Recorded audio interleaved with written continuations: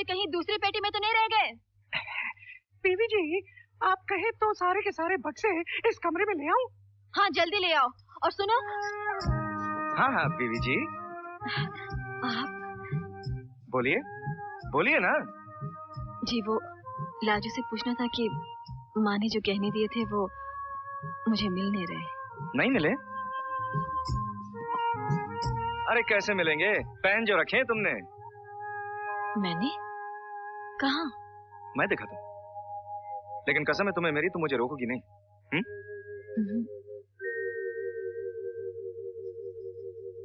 ये रहा तुम्हारे हाथ का कंगन, ये तुम्हारे कान का झुमका,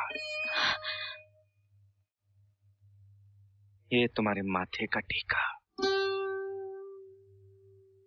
और ये तुम्हारे गले का हार।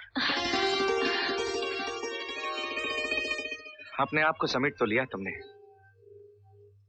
लेकिन अगर तुम्हारा दिल मेरा नाम लेकर तुम्हारे हार को चूम ले तो क्या करोगी? सरवण भैया मैंने कुछ नहीं देखा। आप कहीं तो आंखें खोलूं? हाँ हाँ, आंखें खोलो, खिड़कियां खोलो, दरवाजे खोलो। अरे सबको पता तो चले अंदर क्या हो रहा है। दरवाजा खुला छोड़ा था आपने, मेरा कोई कसूर नहीं है। ना ना ना ना, मैं कब कहता हूँ तुम्हारा कसूर है? बस कुछ लोगों को शौक होता है ना कबाब में हड्डी बनने का। मुझे कोई शौक नहीं है हड्डी वड्डी बनने का। चाचा जी ने भेजा है तो आई हूँ। हाँ, दो बातें आप दोनों ध्यान से सुन लीजिए। पहली, इस घर की रिवायत के मुताबिक भाभी को मीठे पराठे बनाने होंगे। दूसरी, आप गरीबों की बस्ती में जाकर दान पुण्य करेंगे, समझे? उसके बाद जो जिन्हें आएगा करिएगा, पर मेहरबानी करके दरवाजा ठीक से बंद कर लेना। लाजो, लाजो इधर।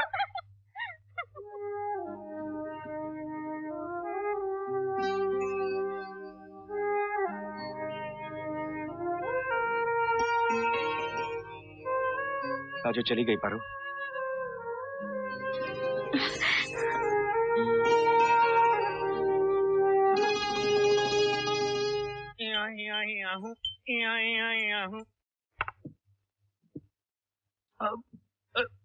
लाजो, लाजो। ओफो, चाचा जी आपको पीने के बाद क्या हो जाता है? अरे आज बेटी के आते ही सारा घर खुशियों से भर गया है। ऐसा लग रहा है जैसे सारे घर में दिए जल रहे हो। लाजो कहीं आज दिवाली तो नहीं है? आपके लिए तो दिवाली है चाचा जी। जैसे जैसे आप पीते जाएंगे वैसे वैसे दिए और बढ़ते जाएंगे। चलिए जल्दी से खाना खा लीजिए। 2-4 गिलास और अंदर गए ना तो आपको थाली भी नजर नहीं आएगी। देख बहू, ये लाजो मुझे बहुत तंग करती है।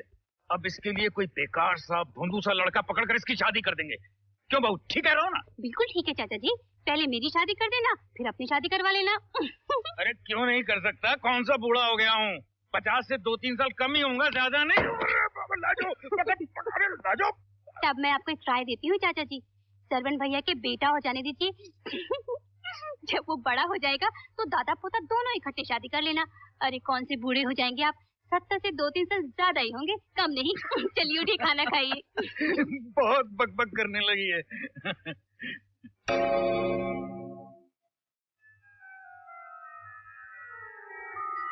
सरवण अभी तक नहीं आया, इतनी रात हो गई है।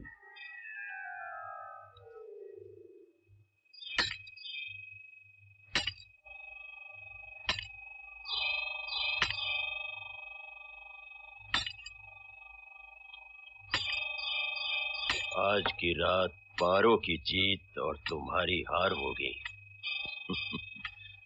आज की रात वो शरवण की बाहों में और तुम। नहीं, मैं ऐसा हरगिज नहीं होने दूंगा। जब तक मेरे माथे पर ये निशान जिंदा है, मैं पारो की जिंदगी की हर खुशी छीन लूंगा। तो फिर यहाँ खड़ा खड़ा क्या कर रहा है? हिम्मत है तो कुछ कर, वरना भूल जा अपने माथे के दाग को। ठंडी सांस भर और अपने गांव वापस चला जा। चला जाऊंगा, लेकिन अकेला नहीं, पारो को उठा कर ले जाऊंगा अपने साथ। बेवकूफ, ये गलती मत करना।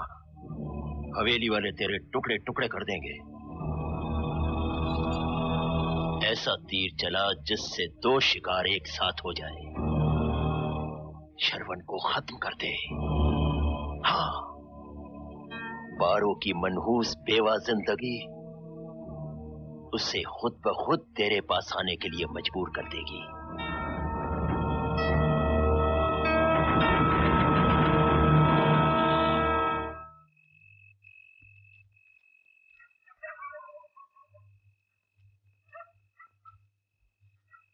भाई, जिसे जो जो चाहिए था मिल गया ना। अब आइंदा किसी को किसी भी चीज की जरूरत पड़े तो आ जाना हवेली, ठीक है? मालिक, बच्चों की फीस। मैं तो भूल ही गया था भाई, ये फीस मैं आखिरी बार दे रहा हूं। मालिक, आप ऐसा क्यों कह रहे हैं? अगले महीने से ये फीस आपकी नई मालकिन आपको देंगी। ये लीजिए। अरे ताया जी, हाँ, आपका जो लड़का पैसे लेकर भाग गया था वो वापस आया कि नहीं? नहीं बेटा। अच्छा ये बताओ, आपकी बेटी की शादी कब है? परसों। परसों? और आप ये सोचकर बैठे हैं कि वो नालायक कल तक आएगा? हाँ?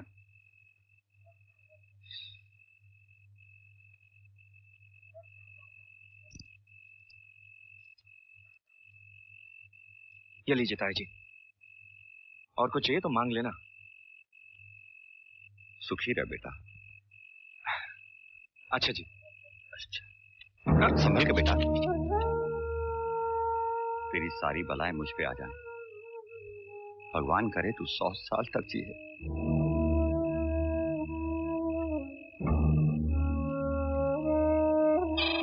सरवण, बहुत दान पुण्य करके आए हो। मेरी झोली अभी तक खाली है, इसमें कुछ नहीं डालोगे? रास्ते में झोली फैलाकर खड़े हो, अब कुछ ना कुछ तो देना ही पड़ेगा भाई।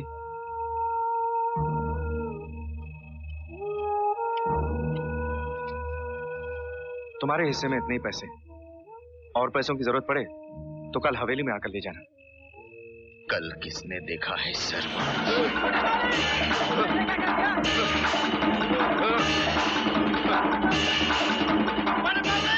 बड़े मालिक, दरवाजा खोलिए। बड़े मालिक, छोटे साहब को किसी ने खंजर मार दिया। बाबूजी, बाबूजी, वो छोटे मालिक को खंजर मारकर भाग रहा है। देखो, देखो। ओए दर्शना, किसने किया ये? बाबूजी, चलिए मैं घर ले चलते हैं। कोई गाड़ी हो? चलिए।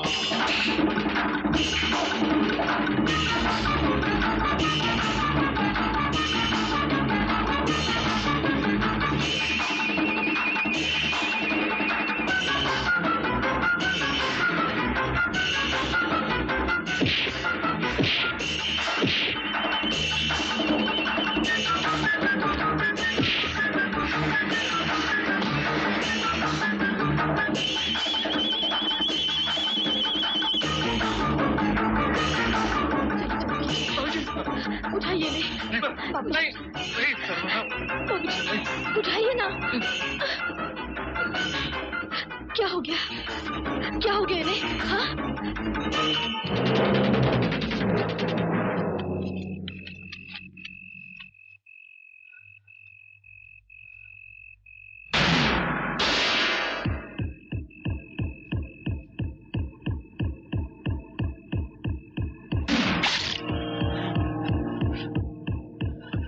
कौन है?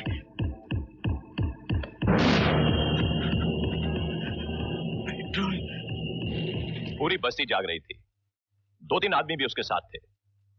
फिर भी ना जाने कातिल वहां से भागकर कैसे अपने आप जल गया।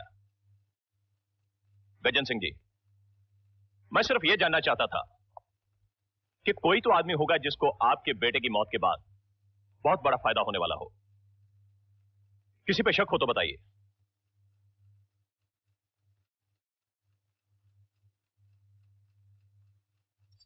मेरी तरफ क्या देख रहे हो गज्जन? तुम क्या समझते हो कि कत्ल सिर्फ जमीन के लिए होता है? पैसे के लिए भी होता है, औरत के लिए भी होता है। कहना क्या चाहते हैं आप? इंस्पेक्टर साहब, यह कत्ल शरवण की शादी के बाद हुआ है। हो सकता है कि उसके कातिल का ताल्लुक हमारे गांव से ना होते हुए उस गांव से रहा हो जहां से लड़की विदा होकर आई है। क्या मतलब?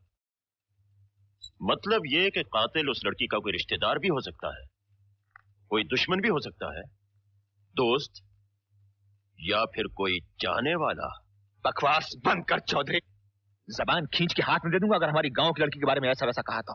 लो, मुझसे तो इंस्पेक्टर साहब ने पूछा इसलिए मैं अपनी राय दे रहा था। तू राय दे रहा है, लड़की के चाल चलन पर कीचड़ उछाल रहा है। मेहरबानी करके आप लोग शांत रहिए। जब मौके वारदात पे आप मौजूद थे तो क्या लाश देके बता सकते हैं कि कातिल कौन था? जी, मैंने उसे जलने के बाद देखा। जहां तक मुझे याद पड़ता है उससे पहले मैंने उसे कभी नहीं देखा।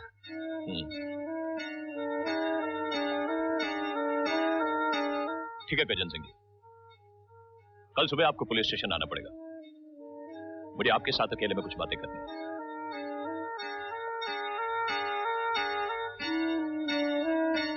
तुम तो खामखा मुझ पर शक कर रहे हो गजन, जरा दिमाग लड़ाओ। श्रवण की मौत उस लड़की के साथ शादी करने के बाद हुई है। श्रवण की मौत तुम्हारी रिहाई के बाद भी हुई है।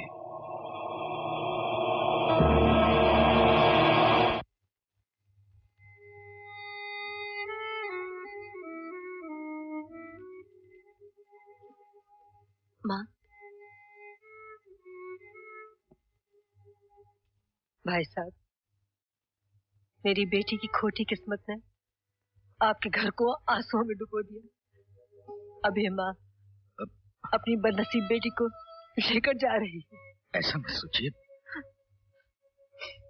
इस बेचारी की दुनिया तो बसने से पहले ही उजड़ गई। इसका ख्याल रखिएगा, इसे अकेला मत छोड़िए। चल बेटी।